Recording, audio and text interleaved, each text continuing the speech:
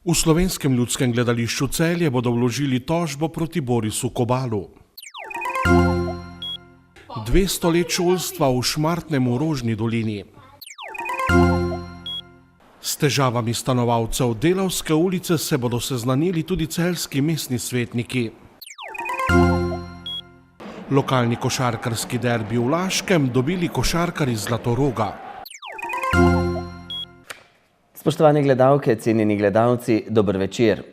Poročali smo že, da je Slovensko ljudsko gledališče Celje z repertoarja umaknilo predstavo Profesionalci SP Borisa Kobala, saj naj bi bila ta plagiat. Šlo naj bi namreč za prevod dela italijanskega dramatika Alda Nicolaja.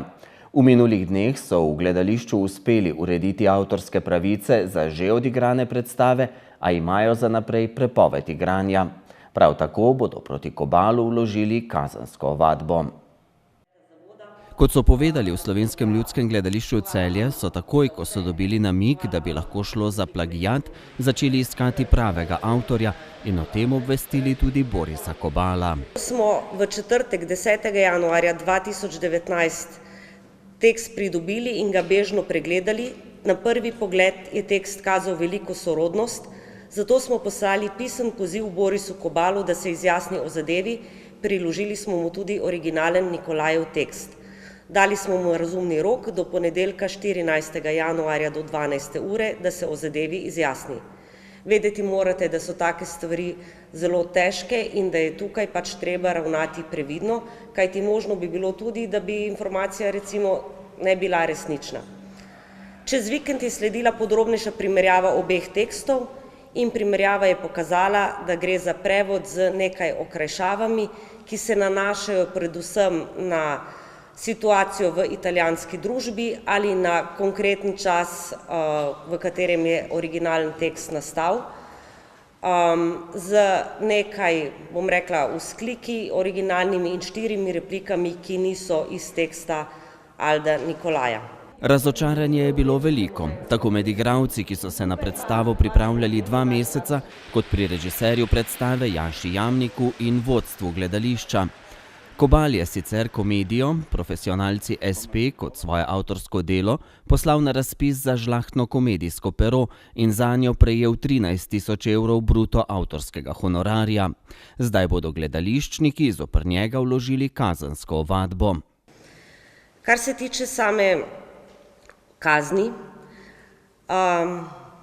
plagiat. Za plagiat seveda se mora za nek postopek odločiti nosilec avtorskih pravic, to je agencija v Italiji in ne mi kot gledališče. Mi smo to, kar se tega tiče, z naše strani uredili in zgodba je, kar se tega tiče, zaprta.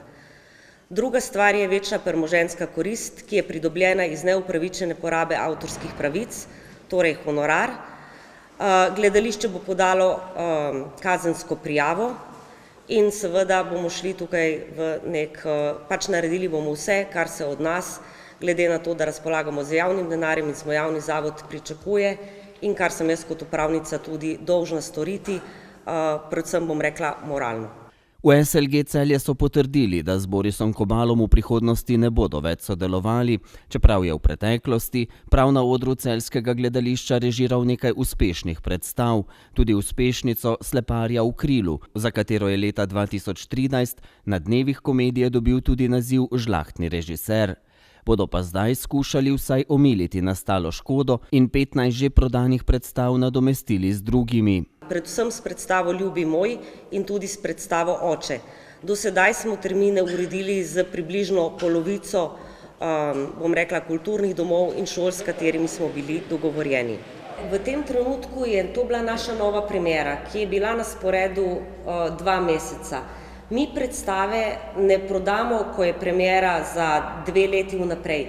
V tem trenutku smo imeli prodanih 15 predstav, ki jih ne bomo odigrali, torej jih poskušamo zamenjati, tako da bi seveda gledališče utrpelo čim manjšo izgubo, kar se tiče lastnih prihodkov. Koliko bi se predstava prodajala še naprej do konca te sezone in v naslednji sezoni, težko rečem zdaj, predvsem zato nimam dobenega dokaza.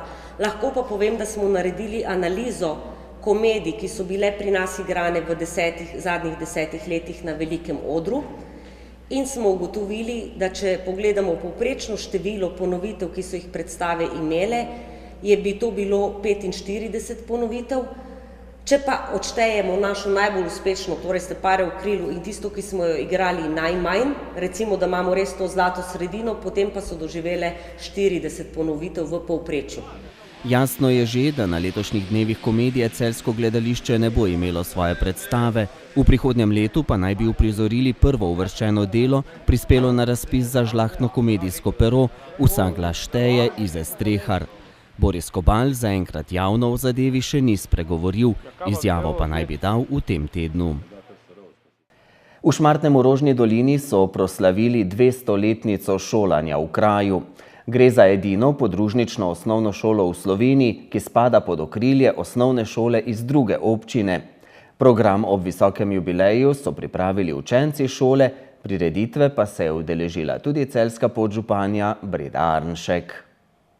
Kljub temu, da je Šmartno v Rožni dolini majhen kraj, se lahko v njem pohvalijo z dolgoletno tradicijo šolstva. Skozi 200 leti so se v pesmi in plesu sprehodili skoraj vsi učenci sedanje podružnične šole.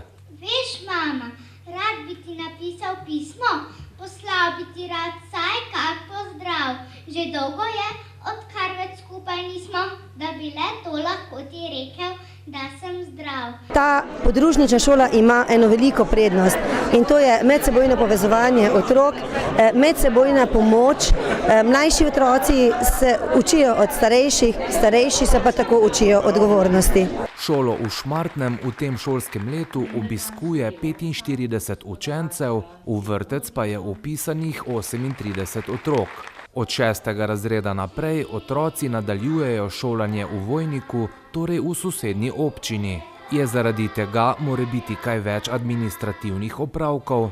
Jaz se lahko pohvalim, da kaj veliko več birokracije nimamo, predvsem zaradi tega, ker zelo dobro sodelujemo z zdajšnjim županom celjske občine, z županom občine Vojnik, z sodelavci župana, s kabinetom za družbene dejavnosti občine Celje in občine Vojnik.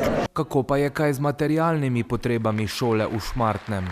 Čaka nas še menjava stavbnega pohištva.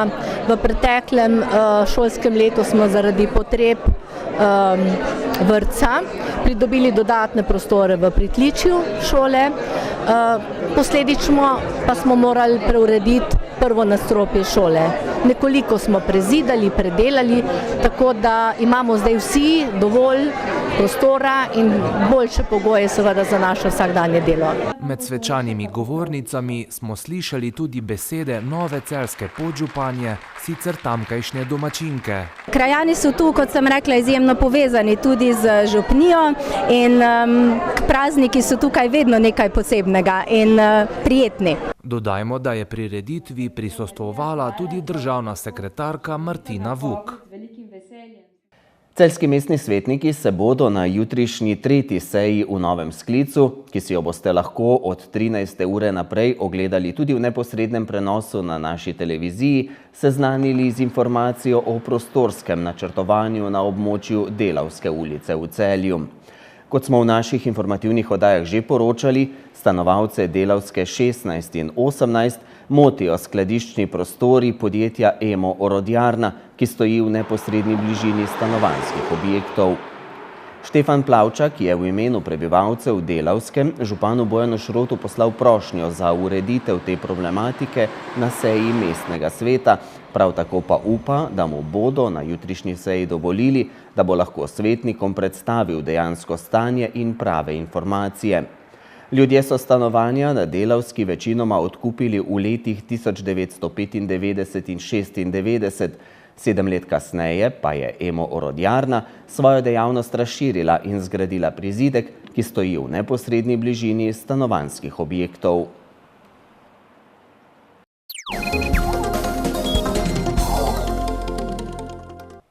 V 14. krogu košarkarskega državnega prvenstva je Šentjur izgubil na gostovanju pri Krki v Novem mestu. Hopsi so visoko slavili pri Iliriji v Ljubljani, regionalni obračun v Laških Treh Lilijah med Zlatorogom in Rogaško pa so prepričljivo dobili gostitelji. Sodeč po položaju na lestvici so bili pred obračunom v Laškem v vlogi favoritov Slatinčani, za katere je bila to že 8. tekma v tem mesecu. Pri gostih je prvič nastopil Urban Durnik, ki se v domžalski ekipi v tej sezoni ni naigral, predtem pa je bil nekaj let član Zlatoroga. Obe ekipi sta v prvem polčasu skupaj zadeli 15 trojk. Pobuda je bila sicer vseskozi na strani pivovarjev, ki so tik pred koncem prvega polčasa povedli za 10 točk. Svojo prednost so Laščani po glavnem odmoru uspeli ubraniti in jo proti koncu tretje četrtine povišali na 18. Rogaška se je v zadnji četrtini še najbolj približala na 13 točk razlike, a še druga zmaga Zlatoroga v dvobojih teh ekip v tej sezoni ni bila ogrožena. Končni izid 93-78 je postavil 17-letni Zlatorogovec Jan Kelner. Čestitke mojim soigralcem za zmago. Mislim, da smo celo tekmo dominirali. Od prve do zadnje minute smo kontrolirali nasprotnika in to se je tudi do konca dokazalo. Najbolj učinkovit igralec tekme je bil z 20 točkami branilec Rogaške Rašun Davis. Pri Laščanih je 19 točk dosegel Michael Gant. Pri domačih je bil zelo opazen z natančnimi meti z pol razdalje novinec Matur Maker, ki je dosegel 10 točk. Kar dobro nam je pomagal pri vsem, dobro se kopil v naš ritem igre, je odličen skakalec, odličen napadalec in vse dobro v njemu. Na lestvici je od ekip z našega območja najvišje zasedba Spolzele, ki je z 8 zmagami tretja. Rogaška je zbrala 7 zmag, Zlatorog 6, Šentjur pa je s 5 uspehi na predzadnjem mestu. Do konca rednega dela so preostala še 4 kola, v ligo za prvaka pa se uvrsti prvih 6 ekip. Če mi igramo tako, ko znamo, lahko ciljamo na najvišja mesta. Laščani bodo v sredo odigrali zaostalo tekmo v Novem mestu. Oni so favoriti, mi bomo šli v tekmo popolnoma sproščeni, dali bomo vse od sebe in bomo videli, kaj bo. V petek bo Rogaška gostila Olimpijo, v soboto pa bo v Šentjurju regionalni derbi s Hopsi.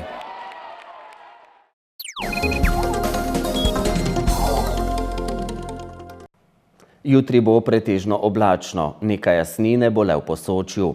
Na jugovzhodu bo občasno naletaval sneg. Rahlo sneženje se bo zvečer razširilo nad večji del Slovenije. Na Primorskem bo še pihala burja, ki se bo popoldne krepila. Najnižje jutranje temperature bodo od -7 do -1, na Goriškem in ob morju okoli 2, najvišje dnevne od -3 do 1, na Primorskem do 8 stopinj Celzija.